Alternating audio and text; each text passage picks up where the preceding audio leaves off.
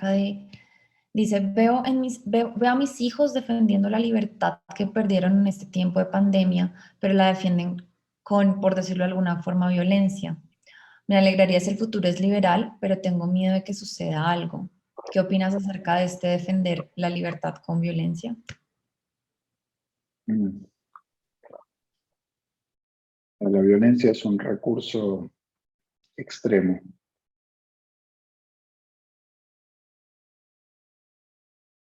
Es una pregunta difícil porque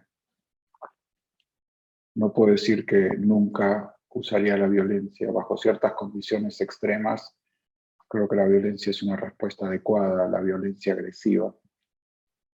Pero me parece que estamos muy lejos en el mundo de esas consecuencias. Además, eso lo veo como una violencia personal.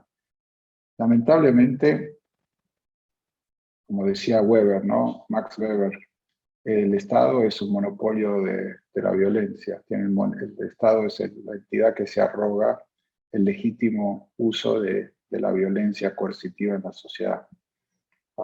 Y por lo tanto ocupa un papel único. Entonces, esto no es una cosa en contra del Estado, es lo que es. El Estado es esa institución que tiene o que se arroga el uso monopólico de la violencia en forma legítima. Por lo tanto, entrar en el juego de la violencia es justificar una escala de violencia del Estado. Por eso, estratégicamente y tácticamente, yo creo que la violencia es una mala manera de proceder. No creo que uno pueda ganar una guerra abierta. Sería como una guerra de tercera generación. Salir a pelear contra quienes quieren imponer su voluntad por la fuerza. Yo creo que es mucho más efectivo buscar los espacios de libertad que la violencia no pueda ocupar. Como decían los rusos, por ejemplo, nadie puede meterse entre tú y tu mujer en la cama a la noche, ¿no? Ahí lo que hablen ustedes bajo las frazadas no depende del Estado. Y tampoco se puede meter entre tú y tus amigos. Ahora con los teléfonos y social media y todo, se ha vuelto aún eso, ¿no? Los espacios de privacidad son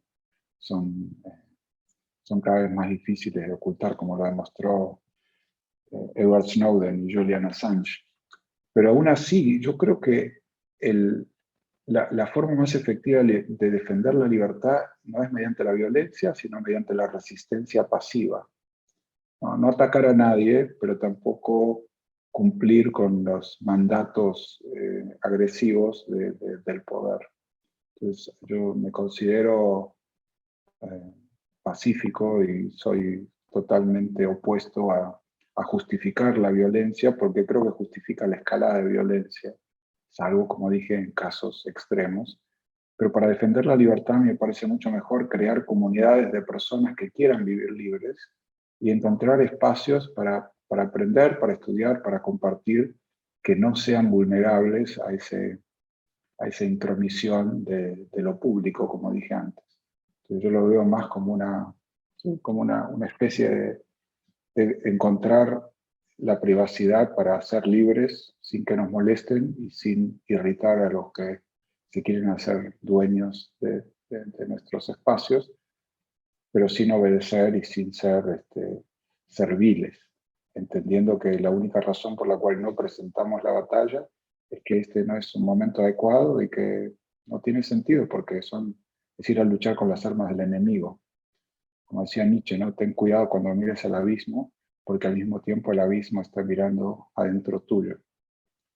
Entonces, si uno se va a meter con las estrategias de aquellos que quieren cercenar la libertad, corre el riesgo de convertirse en uno de aquellos, como pasó tantas veces, ¿no? Que aquellos que pretendían defender la libertad se volvieron los tiranos. Y si no, miren los Juegos del Hambre. Es una hermosa secuencia de películas y de libros que habla de cómo los rebeldes, los revolucionarios, en el momento de tomar el poder, resultan ser tan tiranos como los tiranos de antaño. Así que es bien difícil el tema ese y históricamente ninguna revolución generó libertad, generó simplemente una nueva tiranía. Así que tenemos que encontrar una nueva forma.